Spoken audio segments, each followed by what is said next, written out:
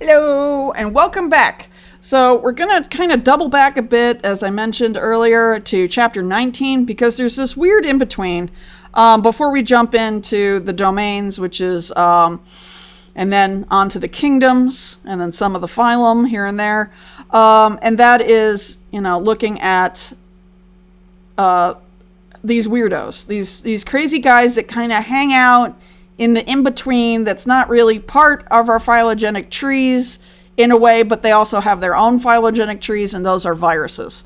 Viruses, remember, are not alive. We do not classify them as alive because they can neither reproduce by themselves, they have to infect a cell to do that, and they also, because they're just not a cell, they're actually just a pile of a protein coat with a DNA or RNA strand in it. So basically it's like, what was that joke of 3 raccoons in a trench coat, except it's, DNA in a trench protein coat.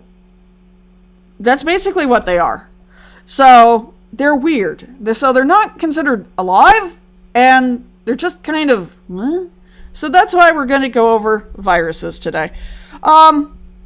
Again, they're kind of the microscopic elephant in the room. And remember, what is life? If you go back to the beginning of 111, hopefully you went over what is life. And, generally I go down to 4 things, which is they have to have an orderly structure. In other words, there's a reason why we don't have eyeballs on our elbows. Can you imagine banging your elbow with an eyeball on it? Ow. They have to produce offspring, which viruses don't. They grow and develop. Again, viruses can mutate, but that's not the same thing. My son, when he was born, he was 8 pounds, 4 ounces. Now he's considerably more. So I have to weigh him again. I think we weighed him earlier this year. Anyway, so long story short, he's way bigger than he was. And we also adjust to changes in the environment. Again, you get cold, you put on a coat, or you go somewhere warm, or, in this case, you don't see rocks doing that. If a rock gets cold, it just sits there. You don't see a rock putting a coat on. If you do, somebody spiked your drink. Your book has other ones like order, again, the orderly structure, sensitivity, response to environment, reproduction, adaptation, growth and development, regulation. Again, if you get too hot, we regulate ourselves all the time. And again, the big one, homeostasis. Remember, that's a regulation of your internal environment so you stay alive. Which is the name of the game in biology all the way around. You can't get away from that word. Energy processing, we eat 3 times a day, whereas Monty, who's not here right now, he's downstairs eating. He only eats like once every other week. And then evolution.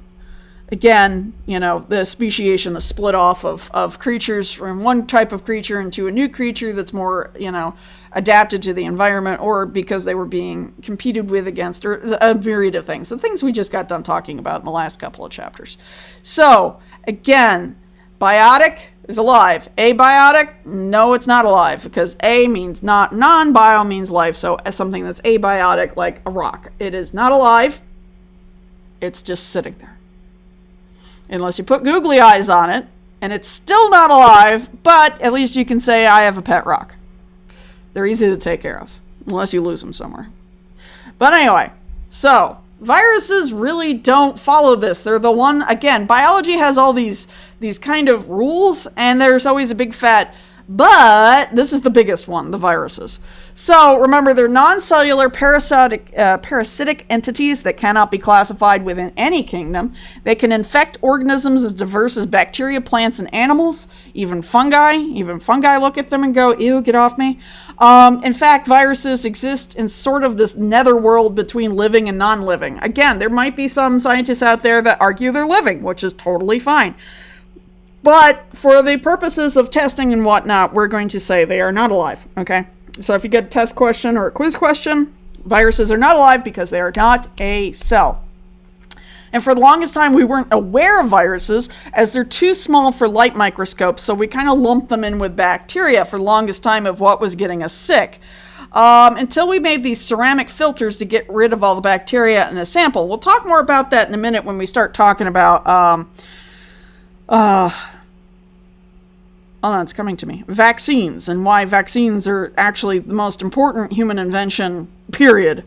Even though, don't get me wrong, I love the internet, but there's a reason for that. So anyway, in the year 1796, speaking of, we've got one famous guy right here, Edward Jenner. This is Edward Jenner. He vaccinated an 8-year-old boy named James Phipps with material from a cowpox lesion on the hand of a milkmaid, Sarah Nelms. And this was a thing he noticed one day, is smallpox was just ravaging everything. Not a great time. People died of it all the time. But it actually is one of the oldest viruses to hit human civilization. And the reason is because it comes from another virus called cowpox. Cowpox is only for cows. However, when we started domesticating animals at the beginning of human civilization, where we decided to live in groups and build huts and all that fun stuff and start planting grain and crops and came up with things like taxes and ew, who came up with that? Anyway, taxes and all sorts of fun stuff and kings and, farmers and all that fun jazz. We lived with our livestock a little too closely, and we didn't have the cleanliness thing down quite as much either. And because of this, viruses can hop. If you live in close proximity with your animals, viruses can hop from one species to another. Now, we keep this down, like I live with 3 cats and a, snake. We keep this down by, keeping healthy and keeping everything clean around here. But at the same time, back then, not so much. So, cowpox, as we domesticated cattle, and our huts were right next to where they are, and sometimes they come indoors. I've seen a cow or two just walk in. Not my house. I don't have any cows around here, thankfully. But anyway, unfortunately, things can jump. Which is where they say COVID came from bats, but we'll get into that later. Anyway, so long story short, with cheese, cowpox mutated at some point, turned into smallpox, and that's what started ravaging humans who were living in civilization. So, Jenner noticed that women that worked with cows, milkmaids, would get cowpox. It wasn't the same as smallpox, but they'd get cowpox because they were in constant contact with the cows. It would show the lesions show up on the udders and teats, and they'd be milking, and then they'd get it. Yay. But he noticed that people that got these milkmaids that got cowpox never got smallpox. He did notice that. He actually sat down and noticed that one day and then went back and crunched the numbers and then went down and sat there and said, holy cow, I wonder if smallpox is related to cowpox. So what he did is he took the lesions of cowpox. Yes, this is the disgusting part. He literally took the lesions and then rubbed them on a little 8-year-old boy. Because ethics wasn't really a thing back then. We'll get into that more in a bit. So, yeah, it's just like, come here, boy. I'll pay you a shilling if I rub this nasty. So anyway, now, James Phipps got cowpox. He falls ill. He gets over it. Then he collects smallpox scabs. Yes, again, yummy pussy scabs. From another person who had smallpox. He rubbed it on James Phipps, and guess what? Phipps didn't get smallpox. So he basically sat there and said, hey, we can introduce a virus, and if they're related, the immune system already knows how to deal with it and you don't die. Now, yes, he threatened the life of an 8-year-old boy to prove this because, again, in 1796, what are ethics, really? So anyway, later on down the road, again, he didn't know he was working with a virus. No idea. He just knew it was something tiny and caused cowpox and smallpox. However, on the 12th of February in 1892, we got Dmitry Iwanowski, and I probably butchered that, and I apologize heavily. Sorry. A Russian botanist basically came up with these ceramic filters, and it filtered out basically diseased, the virus from diseased tobacco plants. And it retains the smallest of bacteria. So he actually filtered out the bacteria from the viruses. And this is basically what we think is the beginning of virology. However, unfortunately, they didn't really, he published, hey, you can use these ceramic filters and you can get the smallest of bacteria separated from this other stuff that's really, really tiny. And bada bing, I don't know what this is. And it was interesting because neither he nor the scientific community really went, oh, cool. But they didn't know what to do with it because they didn't know about viruses mostly. They just knew something. And that was a cool trick. It wasn't until later we went, oh. Again, sometimes we discover something and we write about it, we put it in a paper, but it isn't until years down the road that sometimes somebody does the research, looks back and goes, oh, I could use that. And to bigger discoveries. So again, science is good at sometimes coming up with something that may seem really stupid at one point and kind of like, well, that's a cool trick. But that trick later on down the road is something integral to understanding and coming up with something even better. So we can, become healthier people. So again, it wasn't until the 1930s when we invented electron microscopes that we could finally see viruses. They are that stinking small.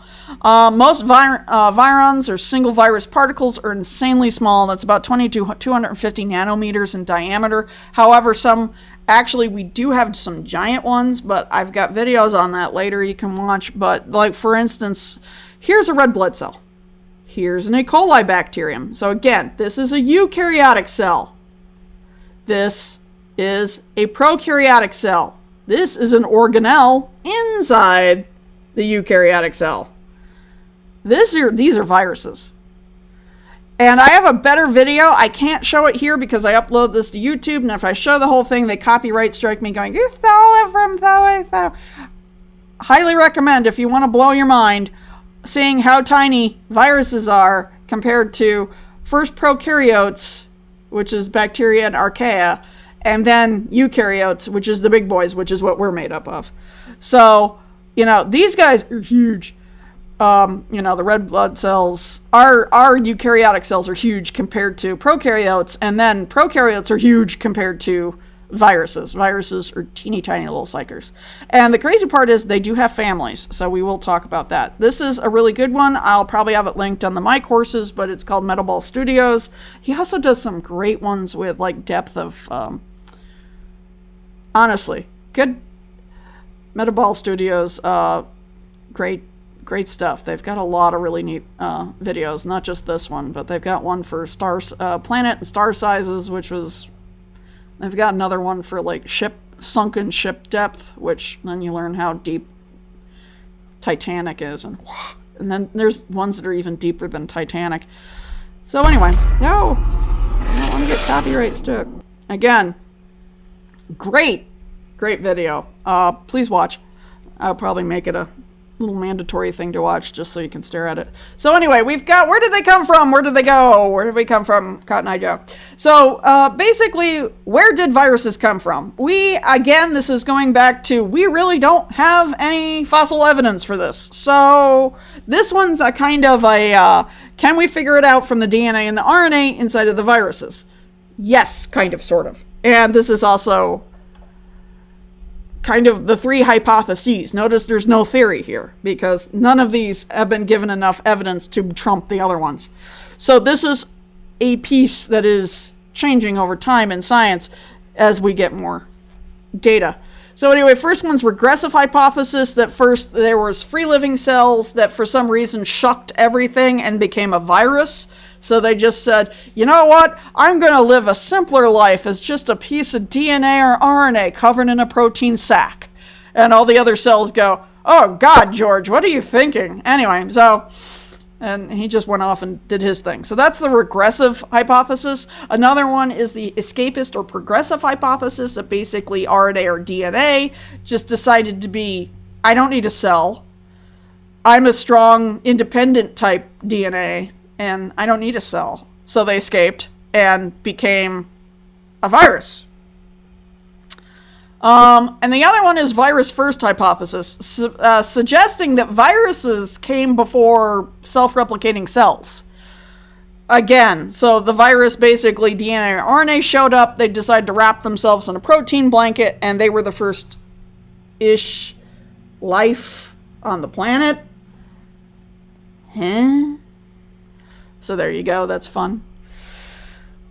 Weird, but fun. So anyway, let's break it down. Again, will one of these turn into, or maybe all three happened? We don't know. We don't know. We're still working on these three.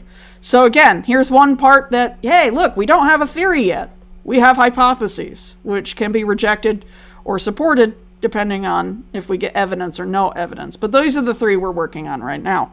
So if you want to go in and learn more about viruses and become a virologist, we've got a whole plethora of fun for you. So anyway, let's break it down. So what is basically a viron? So it's just a singular virus just hanging out.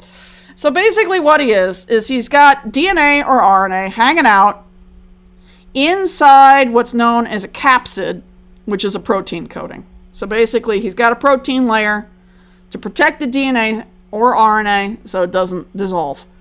And then some of them got an outer envelope, and they have these envelope proteins that stick out. And those envelope proteins help them attach and inject their viral DNA or RNA into their host or target cell. So sometimes they have some enzymes inside, so they make that, protein.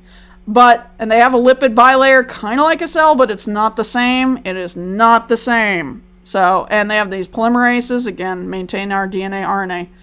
And again, that's basically what they are. So they're basically kind of like, a pig in a blanket.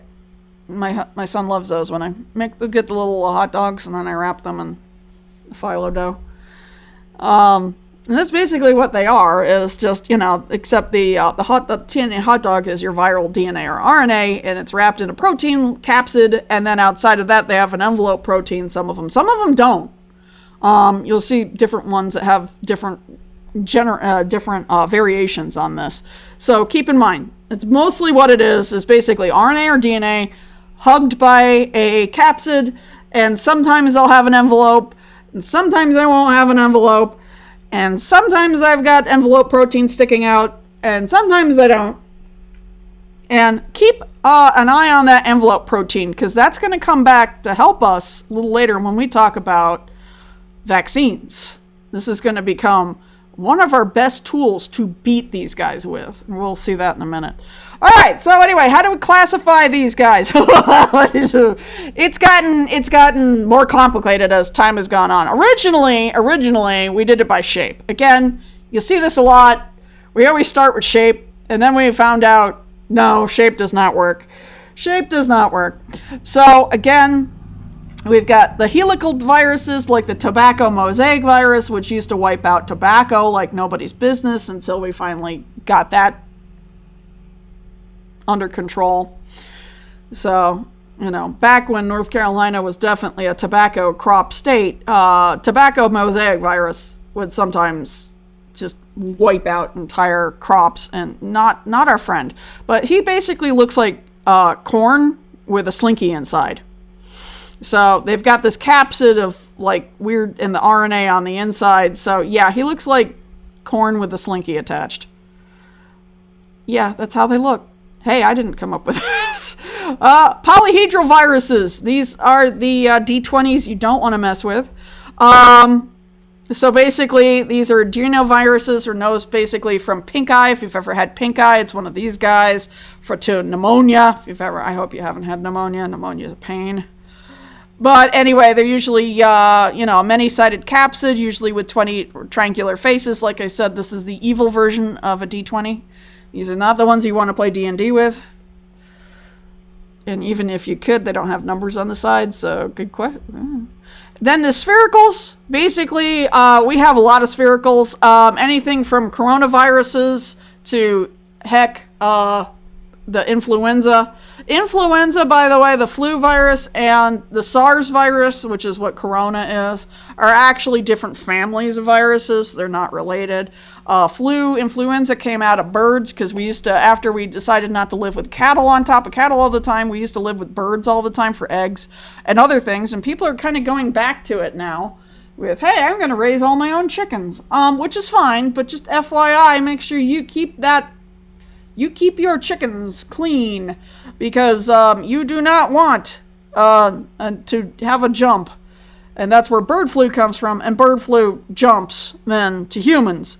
And the Spanish influenza that killed my great-grandma, she lived through it, caught Spanish flu, died, or at least a doctor pronounced her dead, and then she got up and said she didn't have time for that and left. I'm not kidding. She didn't have time for that nonsense, being dead and all. So my great-grandma was a zombie? I don't know. She didn't seem like it. She did tell weird stories all the time, though. She also set her hair on fire like 3 times, so she was fun. Anyway, so spherical viruses, again, just because they're spheres doesn't necessarily mean they're related to each other. Like I said, the influenza and the SARS viruses, they're both spherical viruses, but they're not really related to each other. They come from different places. Complex viruses like bacteriophages, these ones are freaks. I love them. They look like a lunar lander, but with spidery legs. And these guys are actually our friends in disguise. These guys are the ones we mess with all the time. We have actually reprogrammed these guys. We play with them in a lab a lot. They really, thankfully, do not like us humans in the fact that they ignore us. And be thankful for that, because these guys right here are actually covering your skin right now, probably. Mine too. I didn't mean to make you like freak out, but that's kind of true. These guys are freaks, but they're good freaks. They're not interested in us. They only care about bacteria. That's why they're called bacteriophages, because they only want to mess with bacteria, which are prokaryotes, and we're made of eukaryotes, so they ignore us, and that's a good thing, a really good thing. And the war between these guys and bacteria have given us ways to actually fight antibiotic resistant bacteria, because if a bacteria is antibiotically resistant, they're not resistant to these guys, and these guys can come in and kill them. But if they're resistant to these guys, bacteria is not resistant to antibiotics. So it's a give and take for bacteria. It's like, should I protect myself from the bacteriophages, or should I protect myself from the penicillin? That's what bacteria's got going. And we're actually looking at in the future is using these guys, and we've actually done it. We actually saved a guy's life in Japan using these guys. He had that bacteria that, like, we can't kill it with, it's completely resistant to bacterial anything. All of our drugs do not, if you get it in a hospital, you're pretty much, dead man walking. But what we did was we hit the guy with antibiotics and hit them with this guy that was tailored only to go after that bacteria that was killing him, and he lived. So it is a thing in the future that if we have bacteria that's resistant to all of our medications, in the future we may be injecting you with bacteriophages that only kill that bacteria, and that's it. And that might be a really good thing for us. I know it sounds like the plot to the beginning of all of the Resident Evil video games and movies. Did you like the movie? I don't know. Anyway, but it actually has worked and has saved lives. So, crazy thought for the future. So, remember, the enemy of my enemy is my friend, and that's why we enjoy the fight between bacteria and viruses, because they have given us a wealth of information to use. The actual CRISPR technology that we use to actually edit DNA now, become huge, that came from bacteria going over its own DNA and snipping out viral DNA. And then we saw that machine and went, oh, we could use that in ours. And that's where the CRISPR technology of editing DNA came from. It was literally, again, from the war between bacteria and viruses. A war that's been going on before humans even thought about being human on this planet. A war before dinosaurs, before pretty much anything multicellular, was the fight between bacteria and viruses. They've been going at each other for the entirety of the entire on planet Earth, and cool things we're learning from that can save our lives in the future from both. So again, the enemy of our enemy is our friend. Except when they're interested in us. So be thankful, bacteriophages only care about bacteria. And that's about that. So anyway, then we decided to classify by genome structure, which is RNA or DNA, or if it's linear or if it's circular. And again, or single-stranded or double-stranded, or what the freak ever down here, which is influenza. It's non-segmented. Sometimes it's multiple segments. Then we tried it that way. Again, it didn't really show how they were related or not related to each other. It just showed what kind of DNA they've got. So now we're finally doing this. And it's called the Baltimore classification. It's named after Nobel Prize-winning biologist David Baltimore in the early 1970s. And it basically goes with morphology and genetics combined. So basically the shape and the genetics together in the Baltimore classification. I'm not going to go into it too hard because even I'm just like, oh. So they have different classes, and that's basically how we split them out, depending on how their DNA is, how they use that DNA or RNA, and the sequences in the DNA or RNA. And again, I'm not going to waste your time on this. If you're going to go into virology, you're probably going to learn this better than I ever will, so just FYI. That's what we're doing now, is the Baltimore classification, named after a dude. So, how do viruses do? Well, first things first, they attach themselves to the cell. And it's usually, like I said, a specific cell they're interested in, whether it be prokaryote or eukaryotic. It's usually really good, and those little protein things that stick out right there that we talked about earlier, yeah, they're really good at like attaching to a cell. And they're good at attaching to that one cell they really, really, really, really like. So he becomes attached, the cell goes, oh, come on in. It's kind of like, knocking on the door, and somebody's outside, and they say pizza, and you're like, oh, yeah, pizza. And then you open the door, and then you realize, I didn't order a pizza, and then the virus is in. So cells are kind of dumb like that. They don't know if they've ordered pizza or not. And sometimes my brain is the same way. And then all of a sudden, the virus just breaks apart. But that DNA or RNA gets picked up by the cell, and this is kind of where a Trojan horse play kind of goes in, because what happens is the DNA is just floating around, and the cell, especially eukaryotes, go, hey, why is that DNA loose? I'm going to pick up that DNA, I'm going to put it in my nucleus. Ha-ha! And then it turns on. And same thing with RNA. Sometimes what they do is they read the RNA with proteins, or the ribosomes, remember that? The whole thing with the translation, transcription? Yeah, they do that too. So they have RNA, and the ribosomes go, oh, some RNA. I'll just go in there and read it and make, because that's what they're programmed to do, is to seek out RNA, attach, and make whatever it's programming and to tell it to. But then the cell makes a ton of because it's been hijacked with the DNA in there, or the RNA out here with the ribosomes reading it constantly, it basically begins to form new viral particles, and then those particles get put together by the cell mechanisms, and then boop, pops out, and then goes off to infect another cell. So that's basically how viruses do, and they're really good at doing this. This is their job. And unfortunately, a lot of times this usually makes so many the cell pops and dies, and the ones that are made go out, release, and infect, and do it again because they killed their host. However, there's two forms of this life cycle that we're going to talk about. So there's the lytic and the lysogenic cycles. So what I just told you, what I just showed you, is what's known as the lytic cycle. This is a normal cycle where the virus goes into the cell, hijacks the cell, and then kills the cell with a whole bunch of new viruses popping out of it as it does so. That's the lytic cycle. This is what we go through when we get the cold. This is what we go through when we get the flu. That's the whole lytic cycle. Those are lytic cycle viruses. Basically, virus comes in, hijacks cell makes a whole bunch of virus parts, puts together all the viruses escape, killing the cell. There you go. However, there's another cycle called the lysogenic cycle. And the lysogenic cycle is when the virus will go into hide mode.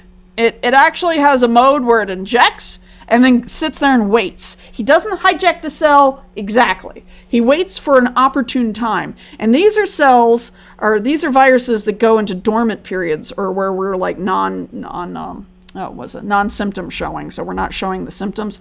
Cold sores, a lot of STDs are these kind of viruses.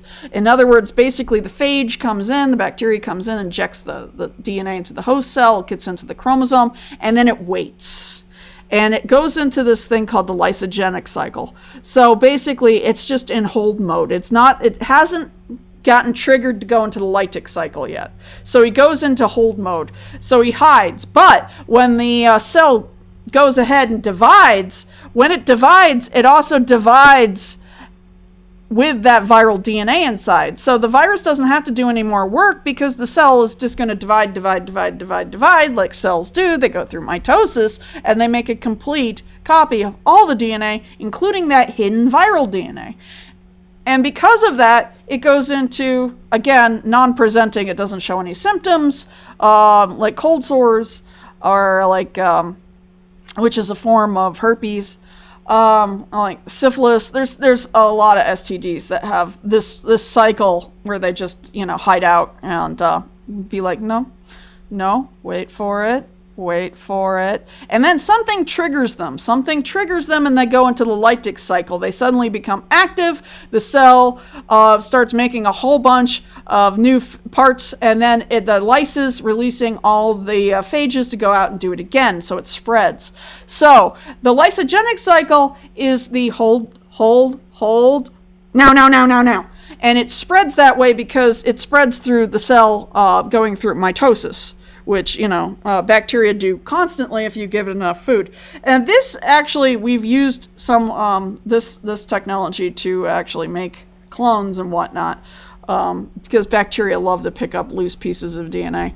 But anyway, so long story short, the lysogenic cycle is when it goes into dormant, and then when something triggers it, then it will go into the lytic cycle, where it suddenly makes a whole bunch of, viruses, and then it explodes out, killing the cell. And then they go on and infect, hopefully, new cells. So that's the difference between the lytic and the lysogenic. So remember, lysogenic waits and then goes into the lytic cycle, and lytic just, kills the cell. They don't have a wait period. So now, plants and animals pick up viruses differently, because plants have that thing called a cell wall.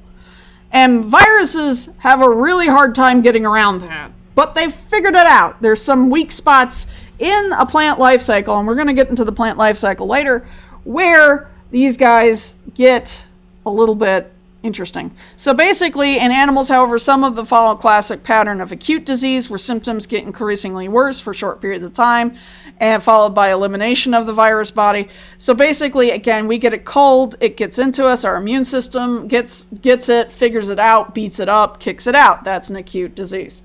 We've all had a cold. We should all know how that feels. Not great.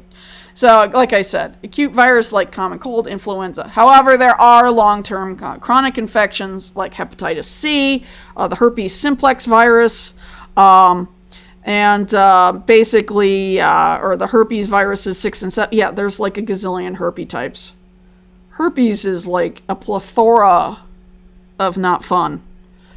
So, yeah. So, and it caused minor childhood disease like rosola, and, for instance, who's ever had chicken pox, that can turn into shingles, so that mutates and turns into shingles in people. I remember I got chicken pox when I was a kid, the old-fashioned way. It's not a better way to do it. Just get the chicken pox. Just get the chicken pox vaccine. You don't want shingles. I had to watch my grandma suffer through shingles. It's no. So anyway. So anyway, and thus, these patients have an asymptomatic infection because it's not showing. But you can still, just because it's in its lysogenic cycle, doesn't mean you can't spread it. So just because it's asymptomatic doesn't mean you can't give it to somebody else. So watch out for that. So, however, and there's also viruses that can cause cancer, like a hepatitis C, which thankfully HPV, we finally got a vaccine for that. Again, I'm going to, have Wesley get it when he turns a teenager. And that's, it actually can cause cancer. So that's called oncogenic virus. So again, now plants on the other hand have to get past a plant cell wall. We're a little easier targets, but then again, we also have a really active immune system to deal with this, which I do get into in my anatomy and physiology classes. Very fun. Anyway, so long story short, sometimes we get infected pollen and it comes in and it reproduces inside the cells like flower parts. So usually reproduction for plants is a weak spot for viruses to sneak in. So that is called vertical transmission. The infected pollen gets in. Remember, pollen is basically plant sperm, and it gets in and it merges with the ovule and turns into a seedling, and it becomes an infected plant. Viroids basically infect pollen to mother plants. So again, we've got infected pollen, and that goes in. The viroid transmission doesn't have to actually happen during the reproductive part. It can actually get in, and once it's in, it's past some of the harder cell walls, and then it just goes in from there. So that's called horizontal transmission. Again, both come from infected pollen, but the trick is you've got to get around those cell walls, because plants have the cell walls, and that does a really good job of keeping the viruses out. But their one weak spot is when reproduction happens in plants. They don't have a lot of those really tough, crazy cell walls, because that gets in the way of reproduction, gets in the way of the egg and the sperm meeting and, turning into seeds. So that's where viruses go, ha, a weakness in the walls, let's go in. And that's basically how plants get infected. Now, how do we fight these guys? And this is where I'm going to get on my soapbox a bit. Yes, I am pro-vaccine. I'm just going to say that straight up. Understand that I understand this from a biology standpoint, and hopefully you will too after this. And I think this is the greatest human invention that humans have ever come up with. Because of this, we have saved so many lives. So wherever you stand on this, let me give you a bit of how these actually work, because there's a lot of misinformation. The first vaccines, like I said, was our boy with... if you remember way back when we talked about the cowpox and smallpox with Edward Jenner there. He kind of made the first vaccine, sort of, but he didn't really understand what the heck was going on. And remember what I talked about earlier, where did life come from? And like, for instance, our old adage of, as long as there's oxygen, life will just go, there it is. That, and then Louis Pasteur was one of the people that kind of kicked that when he showed that, there's these microscopic things we can't see with our eyes that are all over the place that are making us sick. So, and he did the broth experiment with broth and the swan neck. Yeah, so that was Louis Pasteur. He's back. So anyway, Louis Pasteur was a French scientist. And after basically sitting there and saying, guys, we're covered in little microscopic things, and they can kill us. So my proposal is we make a weakened version of it and introduce it to our immune system, and then our immune system will beat the poo out of it. And because of this, when the full strength one comes by, your immune system will already know how to beat it up and kill it, and you won't get sick, which is basically the basis of a vaccine. So it's called an attenuated vaccine, where we use a weakened version of the virus to trigger an immune response. So we basically take these vaccines, they're not full strength, we add chemicals or we cook them a little bit. Basically, we make them weakened up. So we've already pre-beaten them up a bit. And then we hand them over basically through an injection or whatnot. And actually, one of the vaccines that my mom got, the polio vaccine, vaccine, which I'm going to talk about next, was actually given to them on a sugar cube. They actually wasn't an injection. They literally put drops of it on a sugar cube and they fed it to my mom. And that, we'll talk about the polio vaccine in a minute. So anyway, because it's weak and it's still kind of flailing around, the immune system walks up and goes, oh, and beats it up. But because of this, yeah, might get like a little sick, but in a day you're fine, because your immune system found it, beat it up, and remembers it. Remember, our immune system can remember everything it's hit and overcome. And because of this, if the stronger version of the virus comes along and infects the body, the immune system's already right there on its case and destroying it. So, however, the way he came up with it, and he came up with it for rabies, which was also pretty dangerous back then. If you've ever seen Old Yeller, rabies. So, if you haven't seen Old Yeller, I guess watch Pixar movies if you want to cry. Old Yeller, I think, was the first Let's Go Cry at the End movie. Anyway, long story short with cheese. I keep saying that. But that's just the way I am. Basically, Pasteur said, hey, I've got this vaccine. I think it will cure rabies because, we give it to people who are healthy. And that way, if a creature comes up and bites, they have, a rabid animal comes up and bites you, you won't get rabies. And everybody was like, whoa. But he hadn't tested it on humans. Again, remember that little thing I said called ethics that, Jenner definitely didn't have? Well, Pasteur kind of didn't have it either. Although his assistant did. So one day, this little boy shows up on crutches. His leg had been savaged by a rabid dog. Him and his mom walked for miles from their little rural French town into Paris to go to Louis Pasteur. And she showed up and begged him to save her only son. She only had one kid, and that was him. Because she knew he was going to die, probably of, rabies, because his leg had been savaged by a dog. But could you imagine walking? They didn't get a ride, they walked. This kid limped on crutches with a destroyed leg from their little rural town all the way into Paris. Yeah, no, this kid was tough. Anyway, so Pasteur went, oh, I do have the cure. It was not tested. It wasn't tested in any way, form, or fashion. And he was going to be testing it, but he was just like, why test it when I've got a human right here I can use with, and save the kid's life and be famous. Literally, that's what he was thinking. And his assistant at the time, who was also another doctor, looked at him and said, are you crazy? This could kill the kid. This kid walked all the way here, and you could kill this kid testing this unknown whatever the freak you just made, even though I was right there helping you do it, on this kid. Are you crazy? And Pasteur was like, yeah, I'm crazy enough. No, it's crazy not to try. And he didn't tell the kid or the mom that it could kill the kid, that there was a risk involved. He just said, no, I'm going to cure you. His assistant, doctor, basically quit in protest, sat there and said, yeah, no, and left. And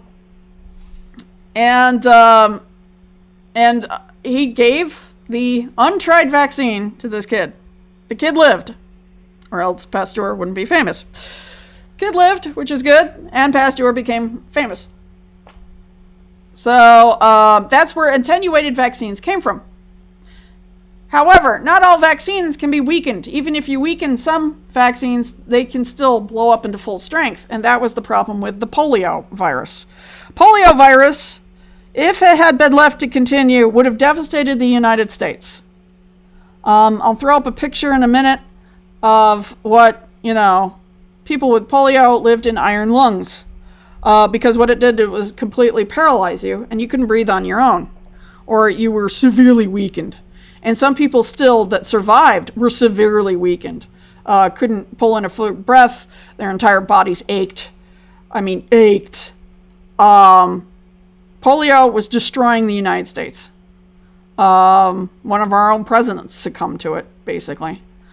That's why they had the little the Resolute desk. They had the little door put in the front to hide the fact that the president was stuck in a wheelchair. Because he was just completely and utterly destroyed by polio. Polio would have wrecked America to the point where it wouldn't be the same country we live in today. So it really, that's why I get upset when somebody like, oh, we don't need vaccines. It's like, if it wasn't for the polio vaccine, there wouldn't be the America that we know and love today. It would not. We would have not. So, Jonas Salk came up with inactivated vaccine. And that was a problem because what happened is if you kill a virus, most of the time the body ignores it.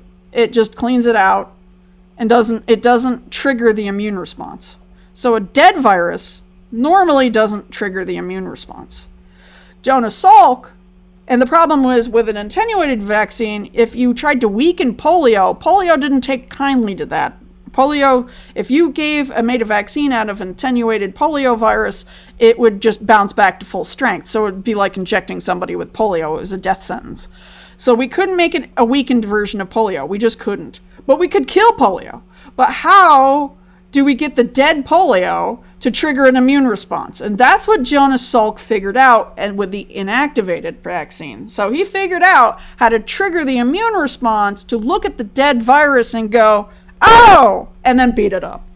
And then learn it, and then you didn't get polio. And like I said, this wasn't given in a shot. My mom told me that when she got the polio vaccine, when it first came out, it was such a relief that my entire family marched down. Grandma marched our entire family down, and everybody got the polio. And it was actually a drop of liquid on a sugar cube.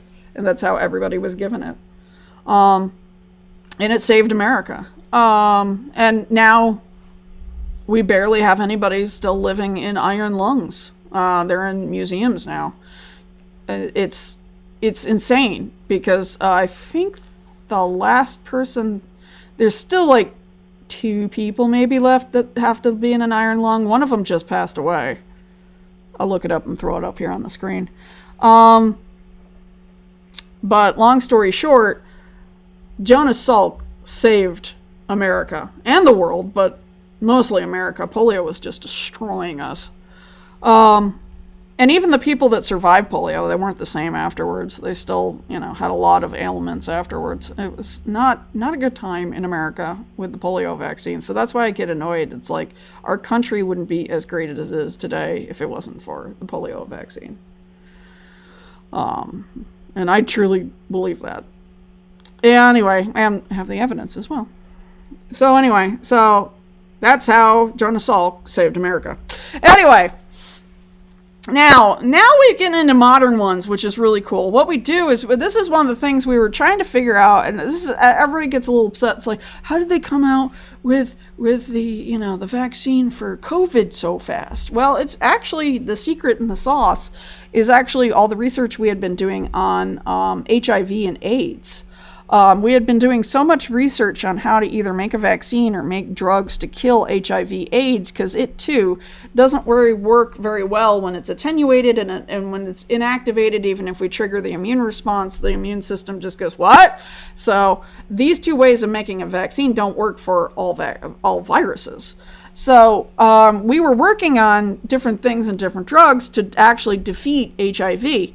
And we did. We came out with a lot of drugs to actually stave off HIV. We actually cured a baby with HIV, of HIV. So these things have been in the background for so long, and labs have been working on it for so long, that we can take the technology that we learned from trying to beat up HIV and apply it to other viruses that come along. And that's basically what happened with the COVID vaccine. The COVID vaccine is a subunit vaccine. In other words, you see how they have all these protein things sticking out? And like I said, it helps them stick to a cell and then inject their DNA or RNA. Well, these things are also what your immune system learns from. Your immune system is kind of like Mad Max. If you've seen the Mad Max movies, what these guys do is your immune cells, your B cells and your T cells would come over and they will chop these things off, rip them off the virus and put them on their forehead, and then go up. Actually, your white blood cells will do that. Excuse me. Your white blood cells will actually come over, rip these off while they eat the virus. They rip it off, put it on their forehead. It's like putting your enemy's skull on your forehead, and then drive over to a B or a T cell, usually both, and let them look at it and go, look what I found. And they figure it and they go, oh, it triggers the immune response. So what we figured is, hey, why don't we just shave these subunits off instead of giving the whole vaccine, whether it be dead or, beaten up? Why don't we just shave this part off so you don't get sick, and then and stick it out there, and your immune system picks it up, sticks it on their forehead, and brings it over to the B and T cells, which again kicks off your immune response. So that we took out the middleman and just started using subunit vaccines. So, and that works great. That did work, like I said. So that's why the COVID vaccine was pretty fast. All the companies fast-tracked it. That helped. But another thing is they also have been working on this technology to shave those subunits off for quite a while now. That, like I said, this was all back research that nobody was really paying attention to from the HIV scare, the AIDS epidemic, which was, into, today. And then they just said, hey, we've got this technology from beating up on the HIV. Why don't we use it on COVID? And everybody went, go. So, and they did. And that's where the subunit vaccine comes from. Now, the future, we're looking at taking just the nucleic acid. So remember, the virus has DNA and RNA. So what if we suck that out, make the RNA, make the subunits from that, because that's literally what it codes for, and then give it to the body again, and the body goes, hey, thanks. Again, we're not taking the full virus. We're just taking parts of it out, handing it over to the cell figures it out, and bada bing, your immune response has already got that virus's number. So again, what we're doing, what is a vaccine? It is a weakened or truncated part of a virus. It's a weakened, dead, or truncated part of a virus to basically give your immune system a head start to basically learn it, and then when the real thing comes through, your immune system's already got its number and can kill it like that, and you don't get sick. And vaccines have saved so many lives. 9 times out of 10, I would probably think that, a lot of us wouldn't be here if it wasn't for viruses, or you'd be living in an iron lung for the rest of your life. Yay! Not. So, thank vaccines. That's why I'm pro-vaccine. So, sorry, not sorry. However you are, cool, but please, understand how these work, because without this, some of us wouldn't be here today. So, that's my 2 cents. So let's talk about the weirder dudes out there, because viruses are already weird, but of course it gets weirder because it's biology. We're so filled with weird that we can't even weird our weird with the weird. It's just weird. So, that's where we get prions, and viroids. So, prions are a typical grouping of protein that just take over, act like a virus. So we get pre-RNP, which is a gene in DNA that encodes for a prion protein. And these proteins can go over and they misfold. They don't fold right. Remember we talked about protein folding in 111? Well, sometimes they don't fold right. And then they go attached to parts of your brain, and then your brain don't work. And this is where we got, if you remembered, years ago we had a big problem with mad cow disease. And that was this. It wasn't a real virus. It was a prion that basically was a misfolded protein that just made cows go absolutely bonkers. And we had to put a lot of them down because they were just absolutely disintegrating. Their nervous system was disintegrating, and they didn't want to. Now we're looking at, this is what causes Alzheimer's, is these, you have this gene, which as you age, it keeps misfolding proteins, and those proteins go in your brain, and then unfortunately your nervous system starts breaking down. So we're looking at this as the cause of Alzheimer's. So viroids are also weird, but they're more likely to attack. These guys are tiny. Again, this is a single-stranded RNA, so they don't even have the protein coat. They're the smallest known particles able to reproduce.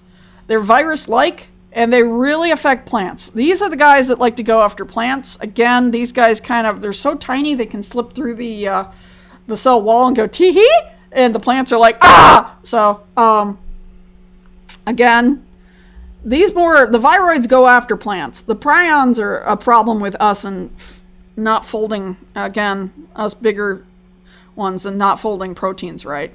So we have screw up, messy protein folding. So fold your proteins right.